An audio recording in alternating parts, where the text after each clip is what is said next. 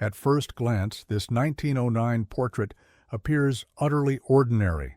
A family seated in a Rochester studio, the father straight-backed, the mother composed, the daughter's hands folded in her lap.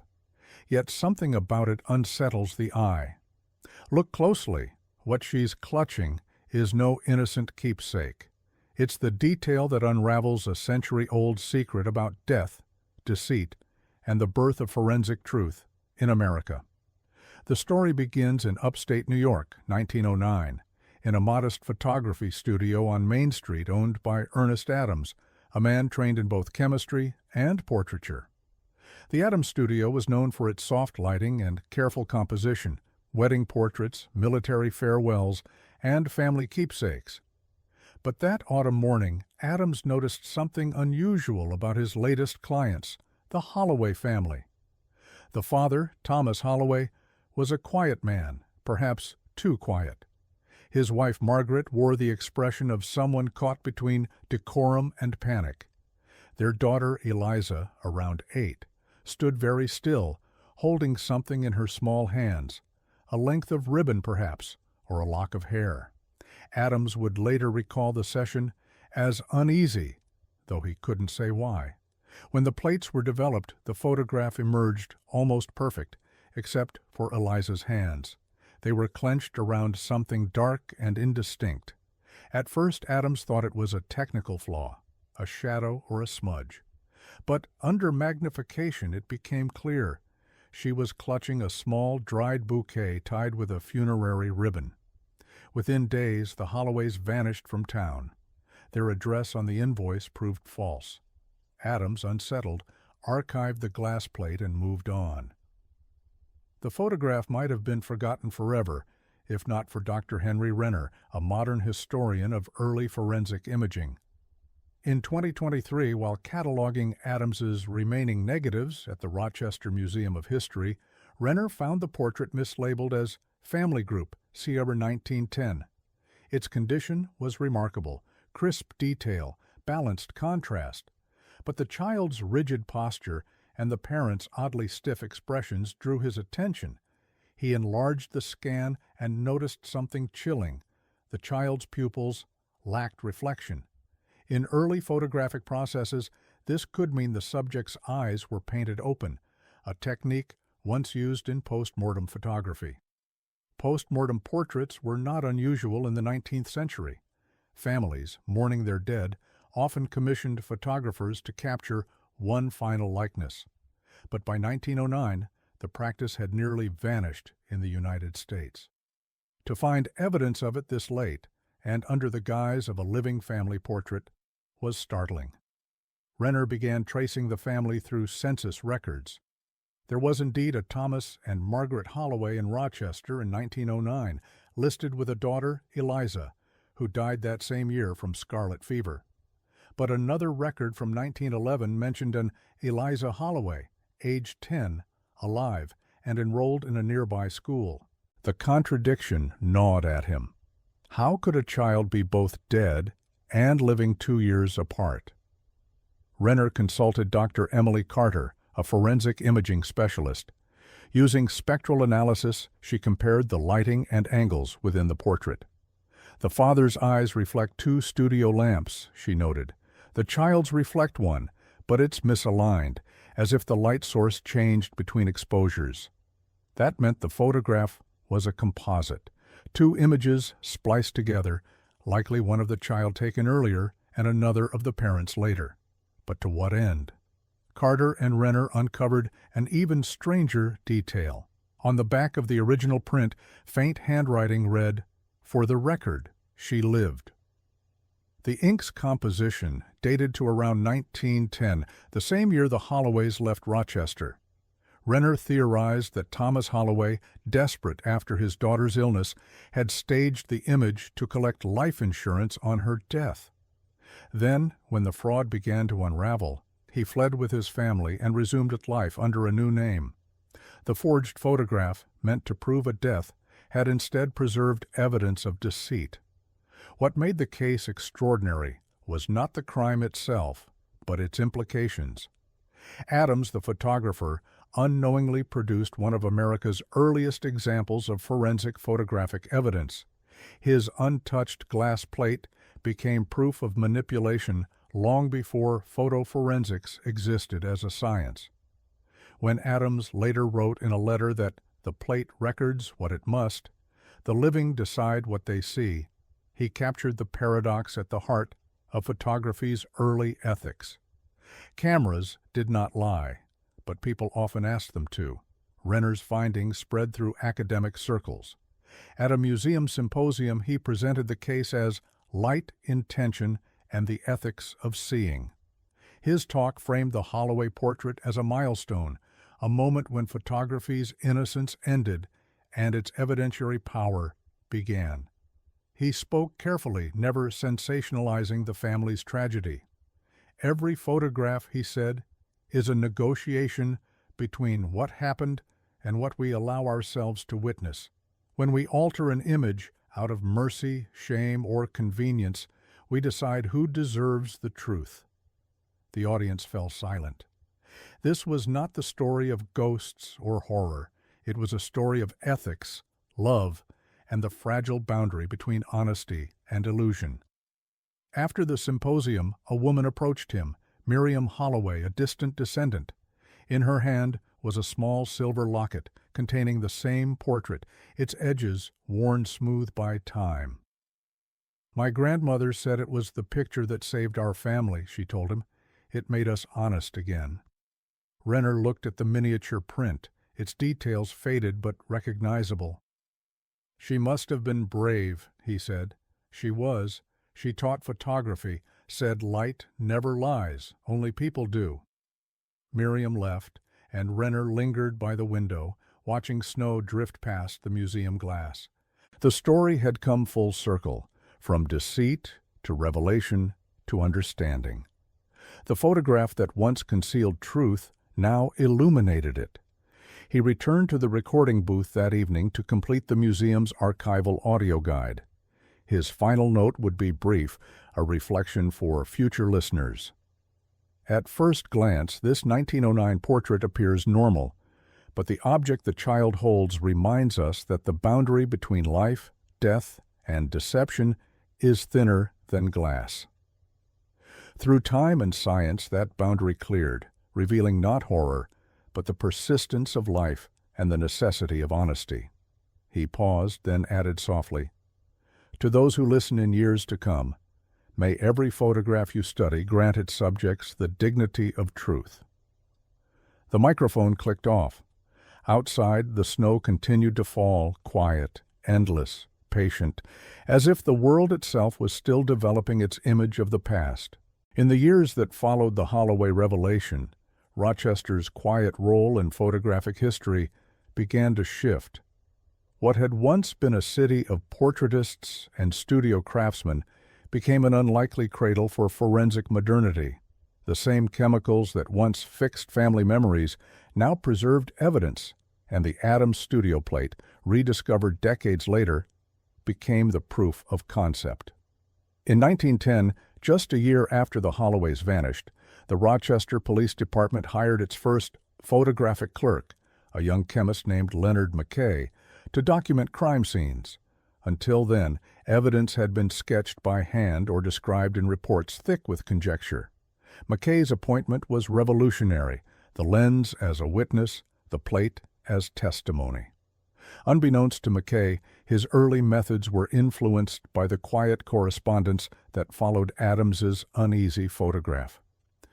Ernest Adams, though shaken by the Holloway affair, had written privately to a local coroner explaining how exposure times and lighting could alter perception. His notes, practical, neutral, meticulous, were later folded into the city's first forensic training manual. By 1912, several American cities had adopted similar practices. Police in Chicago and Boston began photographing injuries, evidence, and suspects with calibrated scales beside them. The idea was simple but radical. Truth could be measured if it could be seen. Yet, as the science advanced, so did the questions. Was a photograph an objective fact, or merely another story told through light? Dr. Henry Renner, studying the early records a century later, would call this the paradox of visibility. In lectures, he cited the Holloway case as the point when photography stopped being sentimental and became evidentiary. The moment we expect the camera to testify, he wrote, we also inherit its moral weight. The legal world followed. In 1913, the New York Court of Appeals admitted a photograph as valid evidence in a homicide trial for the first time, an image of footprints beside a riverbank. The decision cited mechanical impartiality, arguing that a camera could not be swayed by emotion.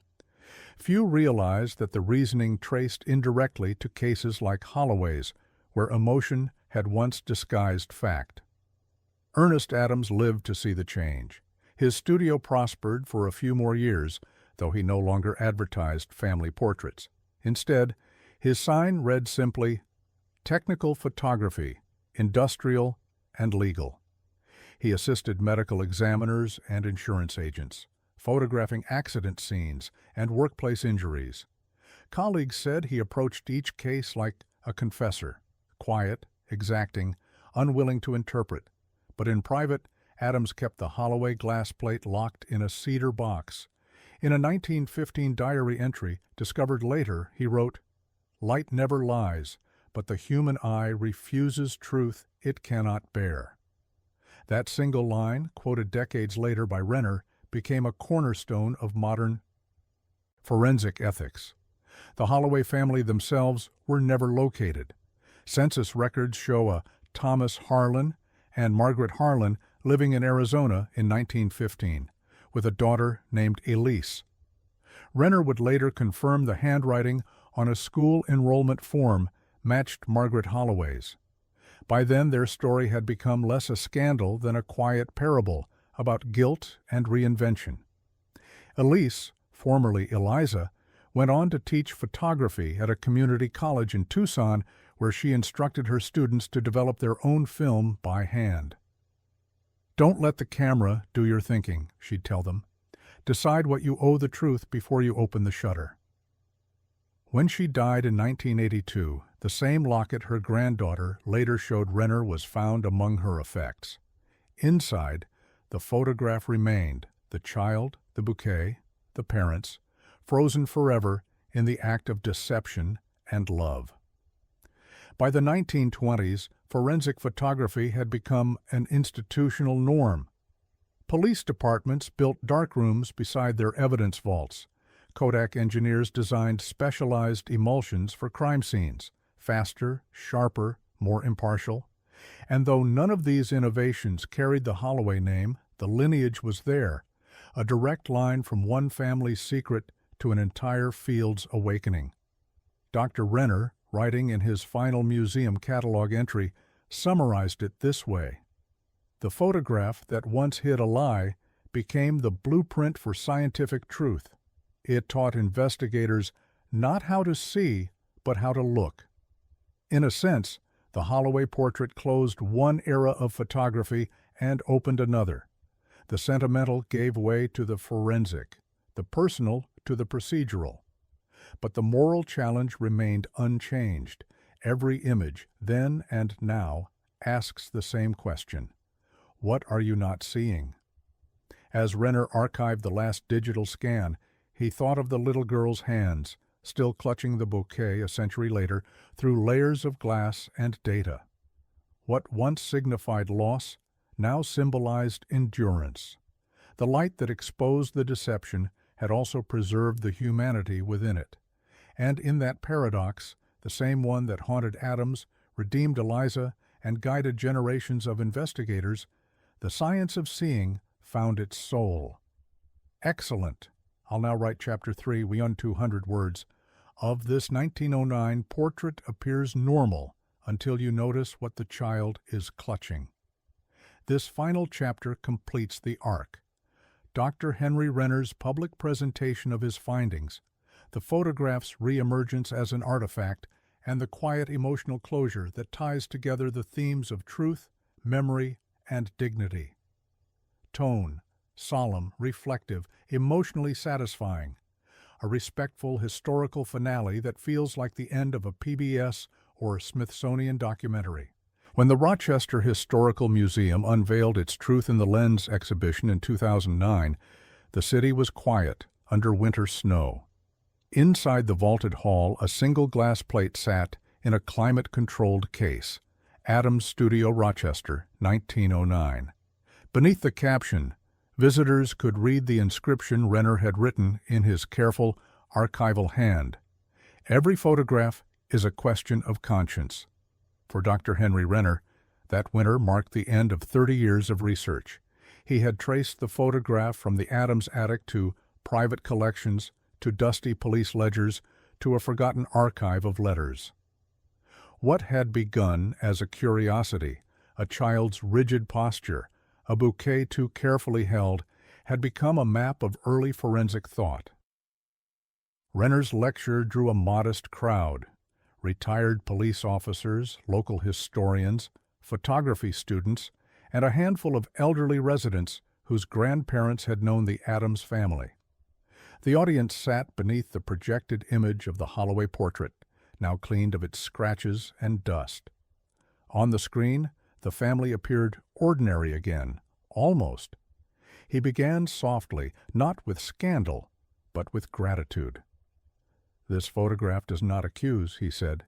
"It teaches. It shows us the point at which love, fear, and technology intersected, and how easily they could distort one another." The audience leaned forward. Renner explained how, in 1909, Adams's long exposure portrait technique had blurred the boundary between life and stillness. The Holloways, he said, likely believed the deception would protect their daughter from institutional confinement. Eliza had been frail since infancy, fragile lungs, perhaps tuberculosis, and a doctor's misdiagnosis may have led to her premature declaration of death. Rather than challenge authority, the family had done what many in that era did, trusted the ritual of photography to preserve dignity. But somewhere between love and fear, they had crossed into falsehood. As Renner spoke, he displayed enlarged scans showing faint retouch marks along the girl's wrist, the early sign Adams himself had noticed but dismissed. He compared them to later forensic techniques, ultraviolet imaging, digital noise analysis, and cross-polarized light. In 1909, he said, this was an error of emotion, not of science, but it became the reason science learned to question emotion. He told how the Holloway case influenced the first police photographic units, how Adams's notes shaped training manuals, and how a moral debate about images would ripple into every courtroom and newsroom of the 20th century.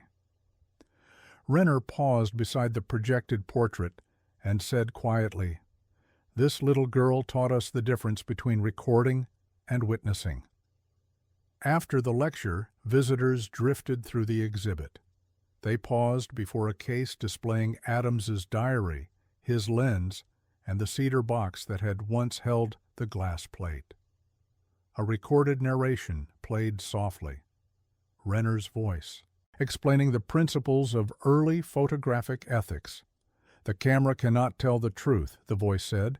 "It can only record what truth we place before it." An elderly woman approached Renner at the reception table, her coat still damp with melted snow. She introduced herself as Sarah Lowell, a great-granddaughter of the Holloways through Eliza's later life in Arizona. She held a small velvet pouch and placed it gently in Renner's hand. Inside lay a silver locket, tarnished but unmistakable.